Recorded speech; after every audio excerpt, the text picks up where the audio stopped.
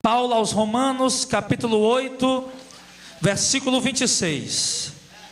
Diz assim, está escrito: também o Espírito semelhantemente nos assiste em nossas fraquezas, porque não sabemos orar como convém, mas o mesmo Espírito intercede por nós sobremaneira, com gemidos inexprimíveis. E aquele que sonda os corações sabe qual é a mente do Espírito, porque segundo a vontade de Deus é que Ele intercede pelos santos. Sabemos que todas as coisas cooperam para o bem daqueles que amam a Deus, daqueles que são chamados segundo o seu propósito. Porque aos que de antemão conheceu, também os predestinou para serem conformes à imagem de seu Filho, a fim de que ele seja o primogênito entre muitos irmãos. Versículo 30. E aos que predestinou, a esses também chamou, e aos que chamou, a esses também justificou, e aos que justificou, a este também glorificou. Amém, igreja?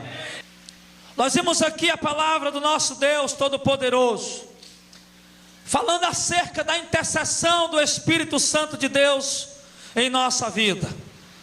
Quantos aqui creem que o Espírito Santo habita em você? Diga amém. Amém.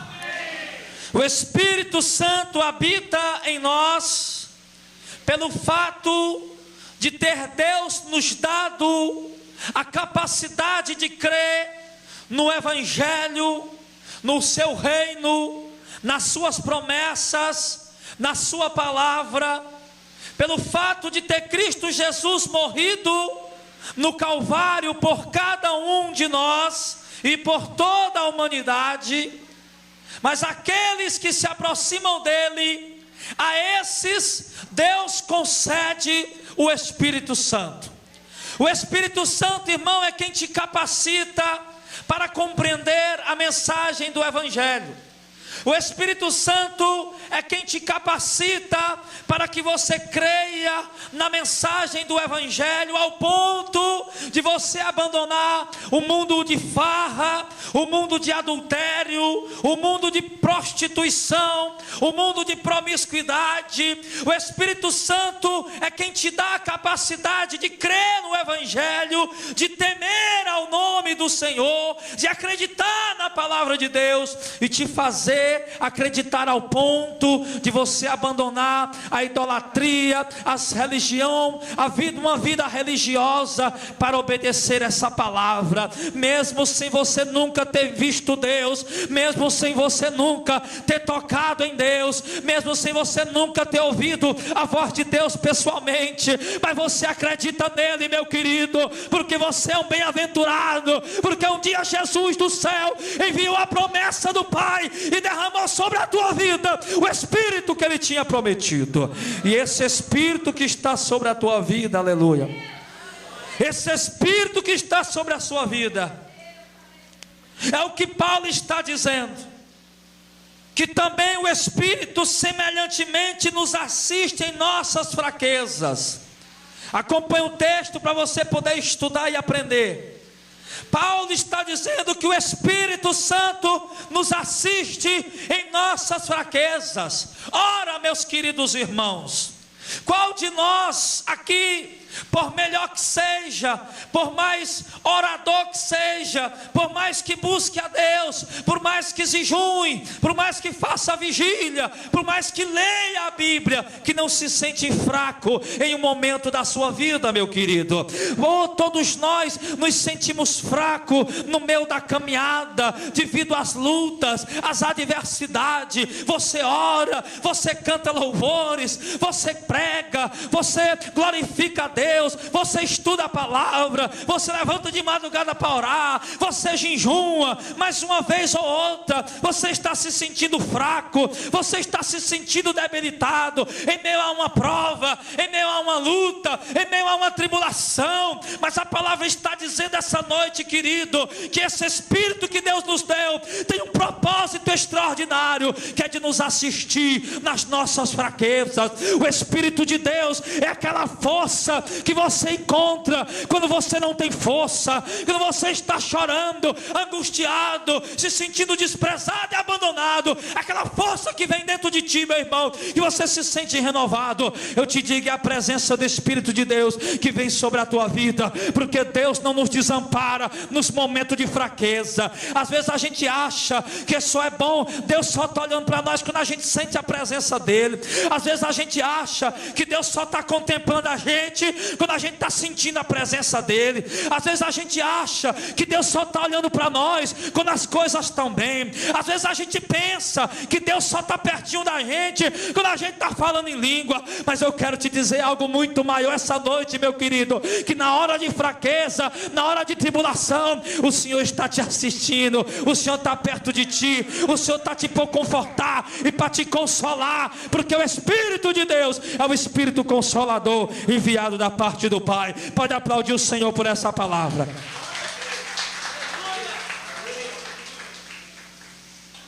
Espírito Santo nos assiste em nossa fraqueza. Quando estamos fracos, o Espírito Santo é a nossa vitamina, é a nossa comida, é o nosso alimento. E ele diz, irmãos, que esse Espírito também nos ajuda a orar. Ele diz, porque não sabemos orar como convém, mas o mesmo Espírito, ou seja, o Espírito Santo, intercede por nós sobremaneira, com gemidos inexprimíveis. Isso aqui é tremendo, irmão, porque o apóstolo Paulo está dizendo, a gente às vezes procura palavras para orar. Quem já passou por isso? Você tenta orar, mas não vem palavras. Você se ajoelha, você tenta por ali, né, irmã Ieda? A gente busca por ali, a gente tenta ali, a gente tenta falar alguma coisa com Deus, a gente tenta dizer alguma coisa para Deus, a gente tenta pedir, tenta falar, mas não sai nada, a gente não sente nada. É ou não é, irmão? A gente passa por esse momento. E às vezes a gente está em casa, parece que a gente está à toa, a gente chega na janela, começa a olhar para o céu e começa a sentir uma alegria, começa a sentir uma presença, e a gente sente a presença de Deus ali.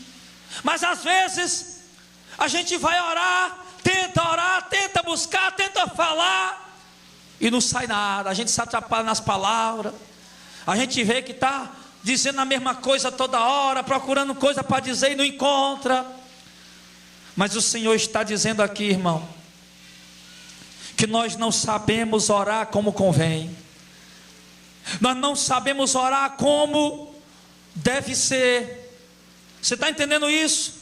Está dizendo que nós não sabemos orar como convém, não sabemos orar da forma conveniente, não sabemos orar da forma como deve ser.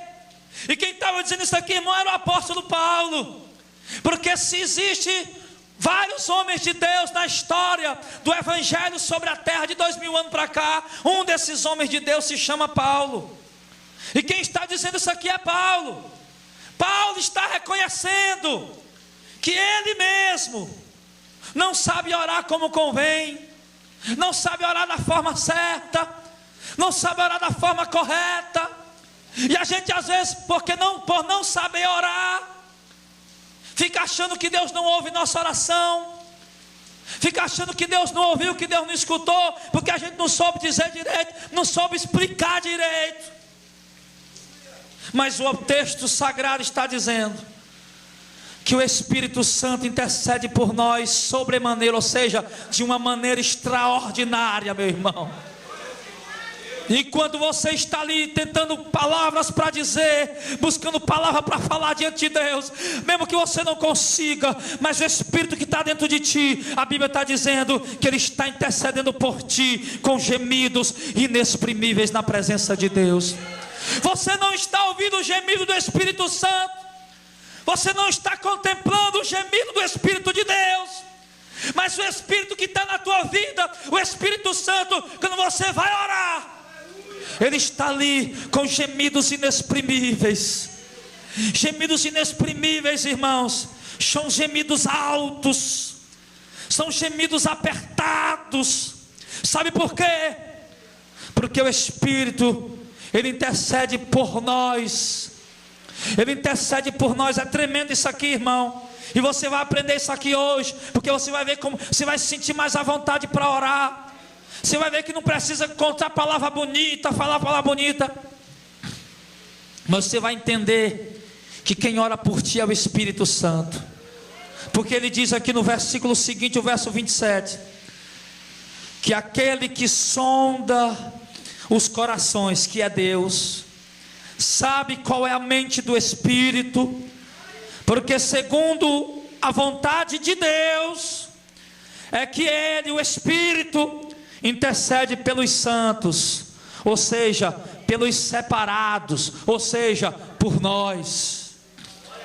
Então, irmão, entenda uma coisa aqui. Eu quero que você entenda isso aqui essa noite, hoje. Eu quero que você compreenda isso, que o Espírito de Deus, Ele intercede por nós quando estamos orando, mas Ele intercede de acordo com o propósito que Deus tem para a tua vida, amém? Às vezes você está pedindo uma coisa tão pequena a Deus, às vezes você está pedindo uma coisa, você pensa que é uma coisa grande, pensa que é uma coisa extraordinária, você está pedindo algo a Deus, né? Pensa que é algo tremendo, mas o Espírito Santo, meu irmão, está ali intercedendo por ti, pedindo algo muito maior do que o que tu está pedindo com a tua boca, pedindo algo muito maior do que o que tu está pensando que Deus vai te dar, porque Ele intercede por ti, meu irmão, de acordo com o plano que Deus tem para a tua vida. O Espírito Santo intercede por nós de acordo com o plano que Deus tem para cada um. O texto deixa claro isso, meu irmão.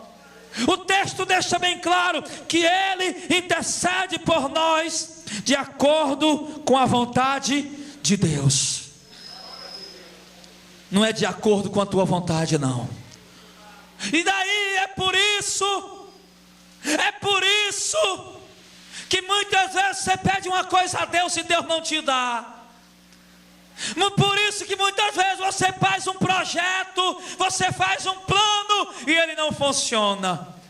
Porque Deus tem algo já preparado para você. E se você pediu algo a Deus e Deus não te deu, é porque não é isso que Ele tem para ti. Ele tem algo mais sublime, mais excelente. Se você fez um plano, um propósito, um projeto com Deus e Ele não te permitiu realizar, Ele não te consentiu alcançar, é porque Ele tem algo muito mais glorioso. Porque tu é o filho do Deus verdadeiro, meu irmão. Tu não é filho de um Deus que é de um Deus madeira, de um Deus prata, de um Deus ouro. Tu não é filho daquele Deus que está pregado numa madeira, não, meu irmão.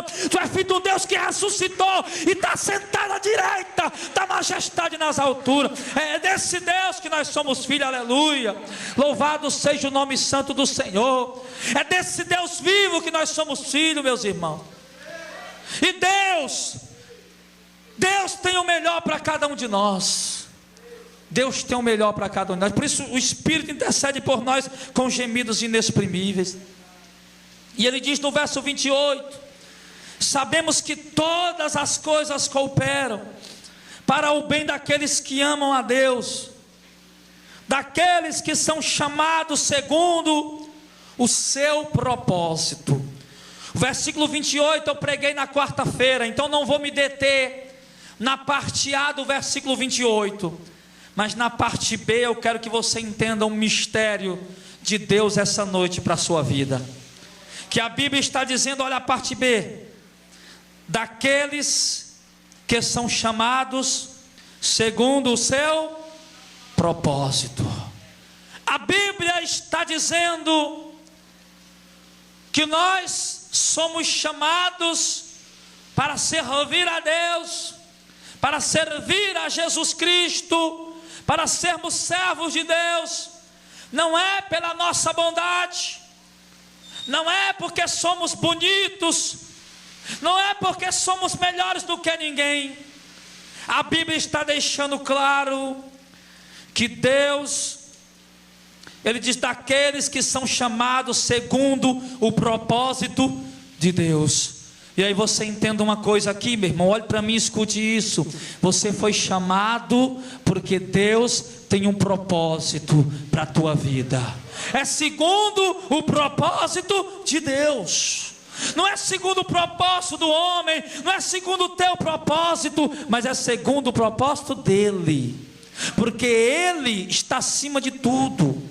Ele é quem manda e desmanda. Ele é o Senhor, Ele é soberano, Ele reina desde a eternidade. Deus não tem começo de dias e nem fim de dias. É uma coisa que a ciência vai ficar doida, mas nunca vai conseguir explicar, porque Deus não permite o homem compreender esse mistério. Deus não permite o homem entender isso. E Deus é soberano. E Deus é soberano. E a Bíblia está dizendo que são aqueles com quem Deus tem um propósito. E vamos entender aqui o versículo 29. Olha que coisa tremenda, você nunca ouviu isso. Mas olha aqui. Porquanto aos que de antemão conheceu. Deus, aqui está dizendo que Deus conheceu de antemão. Ou seja, antes de você nascer. Escuta esse mistério da palavra. Porquanto aos que de antemão conheceu, também o quê? Predestinou. Predestinou quer dizer o quê, irmão? Algo que já está escolhido antes. Algo que já foi pré-determinado, ou seja, com antecedência. Então Deus já te escolheu antes de você nascer. Deus já te conheceu. Ele diz que Deus, aqueles que Deus conheceu de antemão, Deus conhecia os teus. Irmão, esse Deus é tremendo, irmão. Isso é grande demais para nós. Deus te conheceu antes de você nascer. Você acredita nisso, irmão? Você acredita que Deus tem poder para isso? Pois Deus te conheceu antes de você nascer. Antes de você nascer. Antes de você ser gerado, Deus te conheceu.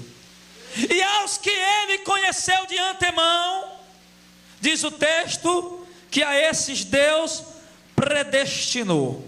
Predestinou para quê, irmão? Está escrito aí. Predestinou para serem conformes à imagem de seu Filho Jesus. Então Deus nos predestinou antes de nós nascer, para nós sermos conforme, ou seja, igual à imagem de Jesus Cristo. Igual à imagem de Jesus Cristo, a fim de que Ele, Jesus, seja o primogênito entre muitos irmãos. Você está entendendo isso? Deus te conheceu antes de você nascer. Deus te predestinou antes de você nascer, para que você fosse conforme a imagem de Jesus Cristo. Conforme a imagem de Jesus Cristo. Como assim, pastor? Se eu sou um pecador e Jesus não pecou. Espera aí, meu irmão, o mistério está aí. Deus te predestinou para ser conforme a imagem de Jesus, ressuscitado e glorificado. Como assim? Em Romanos 8:17 diz: se somos filhos, também somos herdeiro. Herdeiro de Deus e co-herdeiro com Cristo. Está dizendo que se nós somos herdeiro de Deus, o que é de Deus é nosso. Co-herdeiros com Cristo, por quê? Porque somos proprietários da mesma herança. Tudo que pertence a Deus, Ele entregou a Jesus, pertence a Jesus. Jesus disse: tudo que o Pai tem é meu, e tudo que eu tenho é do Pai. Então, se tudo que o Pai tem é de Jesus, então tudo que Jesus tem pertence a você. Por quê? Porque o Pai te predestinou para ser conforme a imagem do seu Filho Jesus Cristo, para que você herde o reino dele e reine com ele por toda a eternidade, pelo século do século, como está lá em Apocalipse. Por isso nós vamos reinar com ele pelo século do século. Porque assim como Ele é, nós seremos também. Assim como Ele se manifestou de carne e osso, comendo pão e mel, atravessando parede, flutuando para a glória, assentando o trono do Pai à direita de Deus, assim acontecerá conosco na ressurreição dos mortos e no dia do arrebatamento, porque Deus já nos escolheu para isso, meus queridos.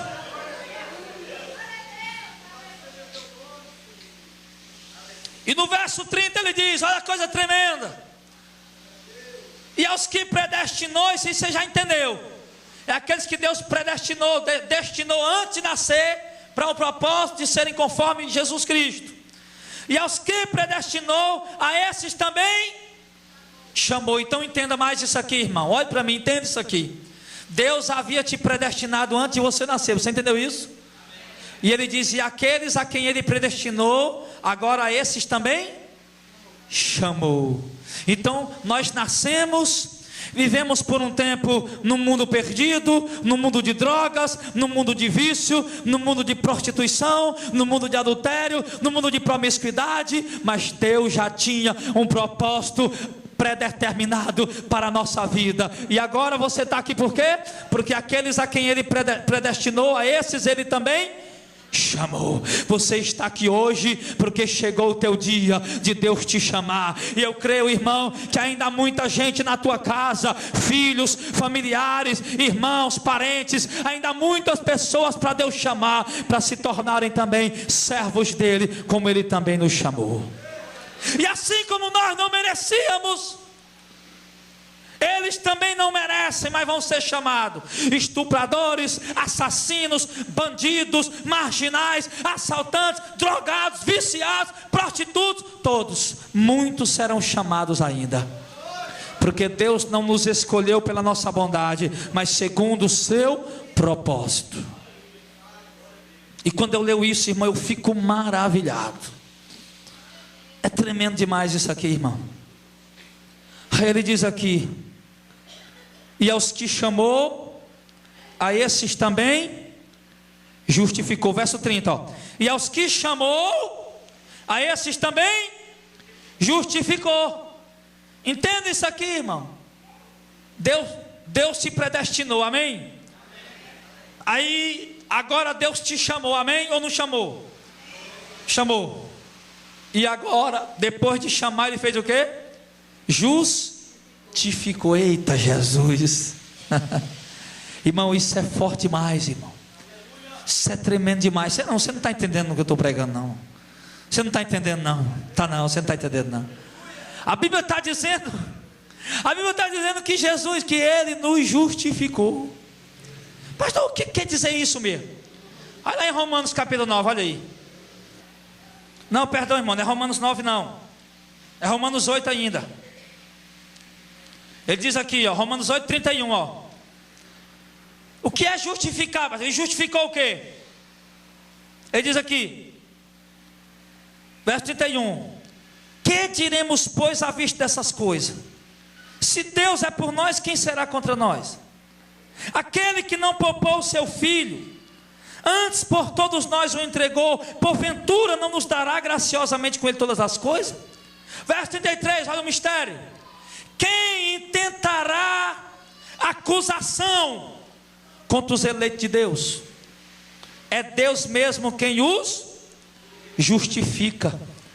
Quem os condenará? É Cristo Jesus quem morreu, ou antes quem ressuscitou, o qual está à direita de Deus e também intercede por nós.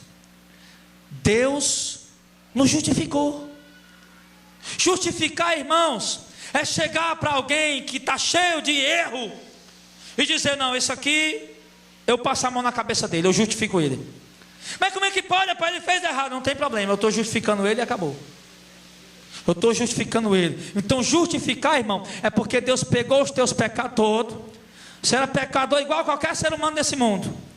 Mas justificar, Deus pegou os teus pecados todos e jogou no esquecimento. Ele te justificou. Deus removeu o teu pecado. Por quê?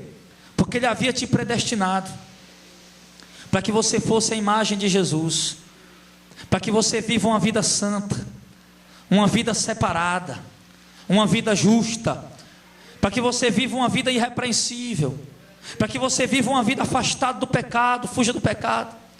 Deus te predestinou e te justificou. Ele fez isso. Ele fez isso, irmão, porque Ele quis fazer, porque Ele é soberano. Aí, lá em Romanos capítulo 9, passa aí para você ver. Olha Romanos 9, como é tremendo aqui. Versículo 14, olha aí. Não, peraí. Versículo de número 9. Romanos 9, 9. Romanos 9, 9. Bem facinho aí do outro lado, amém? Porque a palavra da promessa é essa. Escuta isso aí, meu irmão. Por esse tempo, Deus disse, né? Por esse tempo virei e Sara terá um filho. E não somente ela, mas também Rebeca, que era a esposa de Isaque, Rebeca. Ao conceber de um só Isaque, nosso pai. Agora escuta o verso 11. E ainda não eram os gêmeos nascidos. Por que eram gêmeos? Era Isaque, era Jacó e Esaú. Isaque gerou Jacó e Esaú. Aí o texto diz no verso 11: e ainda não eram gêmeos nascidos. Se não eram nascidos, estavam na barriga da mãe, amém? Nem tinham praticado o bem ou o mal, para que o propósito de Deus quanto à eleição prevalecesse, não por obra. Você está entendendo?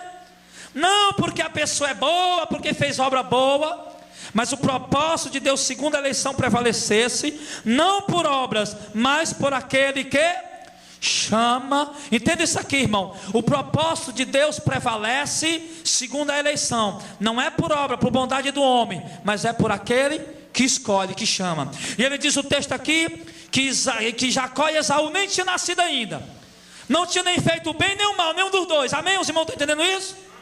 Aí ele diz aqui, ó, no verso 12: já foi dita a ela, a mãe deles, a Rebeca: o mais velho será servo do mais moço, como está escrito.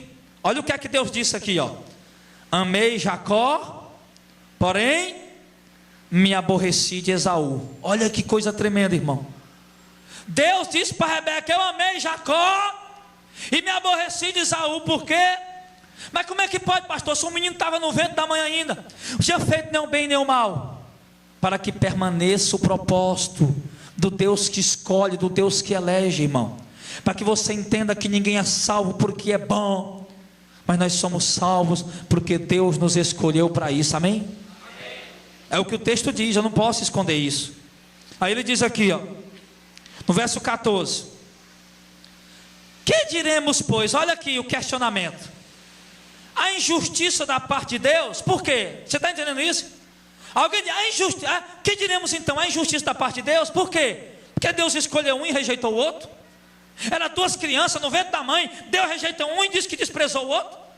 Que diremos então? A injustiça da parte de Deus? Aí ele diz assim, ó: de modo nenhum, porque ele disse a Moisés: terei misericórdia de quem me aprouver ter misericórdia, e me compadecerei de quem eu quiser ter compaixão. Oh, glória! Você está vendo a soberania de Deus, irmão?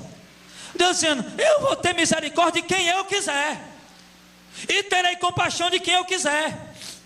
Aí, verso 16, é mais forte ainda: assim, pois, não depende de quem quer ou de quem corre atrás, né? Mas de Deus usar a sua misericórdia. Ai, fulano foi salvo porque correu atrás, porque quis.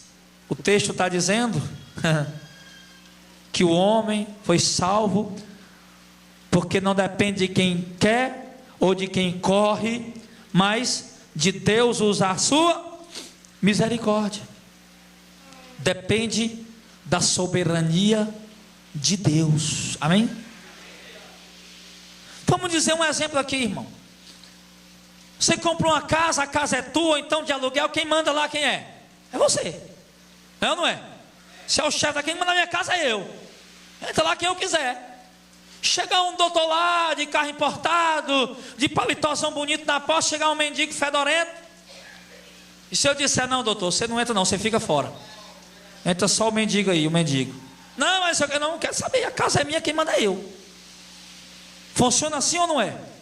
É desse jeito ou não é? Ou o doutor vai entrar só porque é doutor na tua casa? Hã? Hein? Não. Vai entrar quem você quer que entre. Então, no reino de Deus, só vai entrar também quem Ele quer, quem Ele escolheu, quem Ele predestinou para isso. Vocês estão entendendo isso, irmão? É forte? Isso é forte. Isso é forte.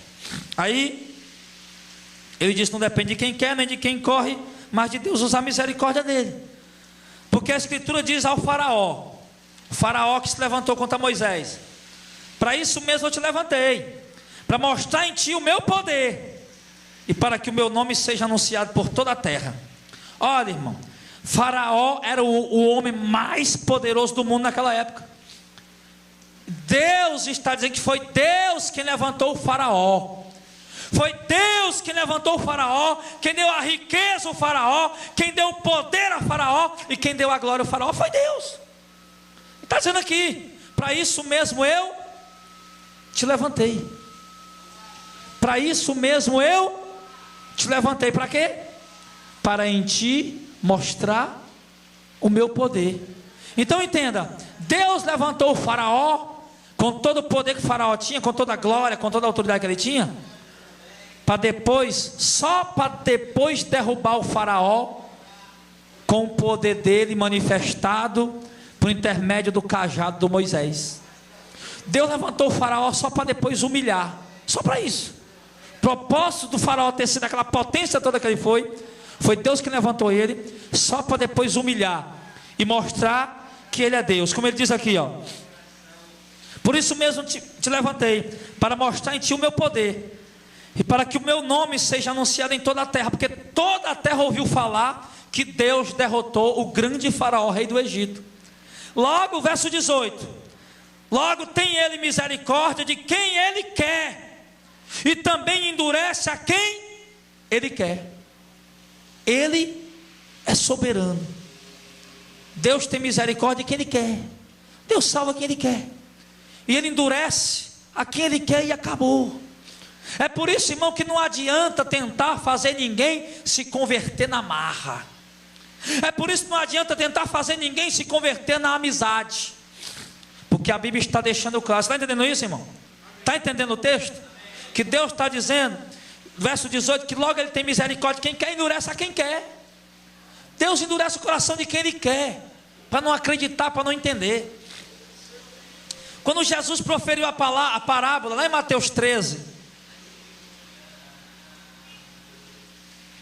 quando Jesus ministrou aquela parábola da semente, depois em secreto os discípulos: Senhor, explica a parábola, o que é a nós? Explica a parábola da semente. E Jesus disse: olha, para vocês eu vou explicar, porque a vocês foi dado conhecer os mistérios do reino de Deus, mas eles não. Eles estão com o coração endurecido. Eles estão com o coração endurecido, porque Deus havia endurecido o coração deles. Deus.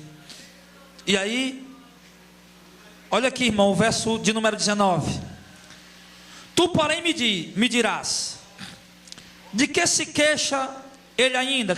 Então, por que Deus se queixa ainda? Pois quem jamais resistiu à sua vontade? Quer dizer, por que Deus se queixa ainda que o homem não se converte? Pois quem jamais pode resistir à sua vontade? Aí ele diz no verso 20: quem és tu, ó homem, para discutir com Deus? Porventura pode o objeto perguntar a quem o fez: por que me fizeste assim? Ou não tem o oleiro direito sobre a massa, para do mesmo barro fazer um vaso para honra e outro para desonra? Irmão, ele está comparando Deus com o oleiro. O oleiro pega o barro, faz a massa e faz um vaso, um para colocar água boa, outro para colocar lavagem, lixo, sujeira. O oleiro faz o vaso para o fim que ele quer. O oleiro faz o vaso para o propósito que ele quer, o que o texto está dizendo bem claro. Então, e ele diz aqui: não tem um oleiro para fazer um vaso para honra e outro para desonra? Que diremos, pois? Aí, irmão, entenda uma coisa aqui. É por isso que muitas vezes eu cheguei a dizer, não sei se os irmãos lembram, mas os dois capítulos que mais na Bíblia todinha, os dois capítulos que eu acho mais tremendo de Gênesis a Apocalipse, é o capítulo 8 e o capítulo 9 de Romanos. Se você ler e reler, eu já li e reli isso aqui dezenas de vezes. Se você ler e reler em casa esses dois capítulos, irmão, você vai ver que é algo extraordinário. E sempre que eu leio isso aqui, irmão, eu digo: meu Deus, muito obrigado, porque o Senhor me escolheu.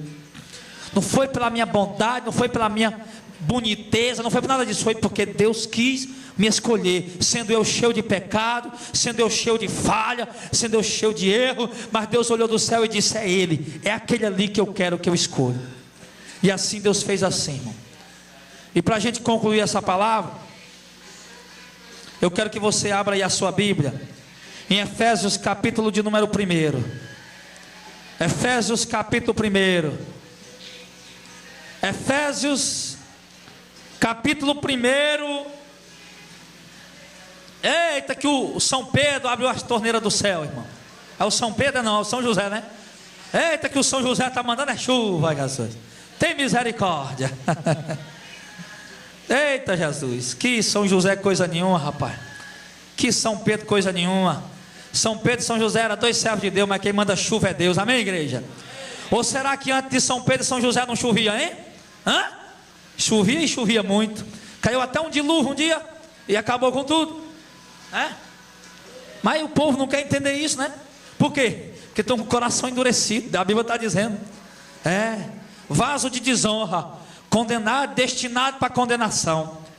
E aí, Efésios 1, verso 3 diz assim, para a gente finalizar aí, irmão: bendito o Deus e Pai de nosso Senhor Jesus Cristo, que nos tem abençoado com toda sorte de bênçãos espirituais nas regiões celestiais em Cristo, assim como nos escolheu nele, em Cristo, olha, antes de que, irmão?